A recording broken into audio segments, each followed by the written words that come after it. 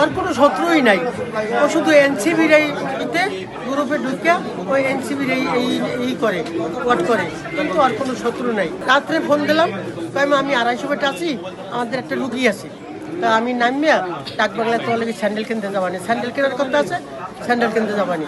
তারপর আমি আর ফোন দিই না, রুগী যখন আসে তখন রুগীদের আসে বিরক্তি হয়ে যাবে, আমি আর ফোন দিই না। কেবল সকালবেলায় ফোন দেবো, এর ভিতরে বৌমা ফোন দিয়েছে যে আপনার ছেলের গুলি করছে। তো ওনার গুলি বাম কানের উপর দিয়ে চামড়া নিচে দিয়ে গুলি এক পাশে বেরো এক পাশে বেরিয়ে গেছে আর কি। এখন উনি আশঙ্কামুক্ত আছে, চিকিৎসা চলতেছে। আর ঘটনা কোথায় ঘটছে, কে ঘটাইছে, কীভাবে ঘটছে, এগুলো আমরা আমাদের টিম কাজ করতেছে ফিল্ডে, 2টা টিম আছে ঘটনাস্থলে। আমরা খুব শীঘ্রই আপনাদের মূল রহস্য উদ্ঘাটন করে আপনাদের জানাতে পারবো। ভিকটিম তো চিকিৎসাধীন, ভিকটিমের সাথে কোনো লোক ছিল না, ওনার সাথে যদি আরও 2-4জনের সাথে তাদের কাছে বক্তব্যটা শুনতে পারতাম। তো আসলে পরিচয় জানতে পারছি যতটুকু উনি এনসিপির কর্মী হিসেবে আছেন একজন। আমরা তো সার্বক্ষণিক আপনাদের নিয়ে কাজ করতেছি, আপনারাও ফিল্ডে থাকেন, আমরাও থাকি, আমরা আমাদের আন্তরিকতা এবং চেষ্টার কোনো ত্রুটি নাই। তারপরে আমরা প্রত্যেকটা ঘটনায় আমরা পুরো ডিটেক্ট করতেছি, আসামি ধরতেছি, চালান দিচ্ছি।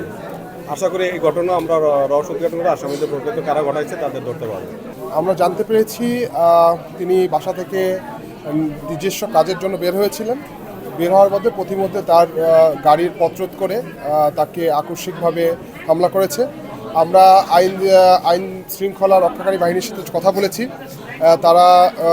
আমরা তাদেরকে বলেছি সুষ্ঠু তদন্ত করার জন্য অতি সত্বর কেন কি কারণে এই ঘটনাটা ঘটছে এটা সুষ্ঠু তদন্তের মাধ্যমে বের করার জন্য।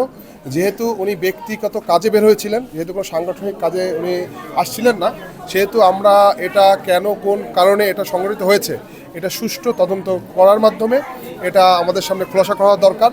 কারণ আমরা বিগত সময় লক্ষ্য করেছি খুলনা আইন শৃঙ্খলা বাহিনীর চরম অবনতি, এবং আমরা দীর্ঘদিনের আমাদের দাবি ছিল আইন শৃঙ্খলা উন্নতি করার জন্য। নতুন পুলিশ কমিশনার মহোদয় যোগদান করেছেন। তিনি যোগদান করার পরে তার প্রধান কাজ ছিল হচ্ছে আইন শৃঙ্খলা বাহিনীর উন্নয়ন সাধন করা। সেই সময়ের মধ্যেও আমরা এই ধরনের দুর্ঘটনা বারংবার ঘটতে দেখেছি। তার সর্বশেষ ঘটনা আমরা দেখতে পেলাম আমাদের এনসিপির শ্রমিক উইংসের খুলনা বিভাগীয় সংগঠক, তার উপর হামলা হয়েছে। আমরা সুষ্ঠু তদন্ত এবং অতি সত্বর এর তদন্তপূর্বক এবং যারা দোষীদের সকলের সামনে এনে বিচার আওতায় আনার দাবি করা হচ্ছে।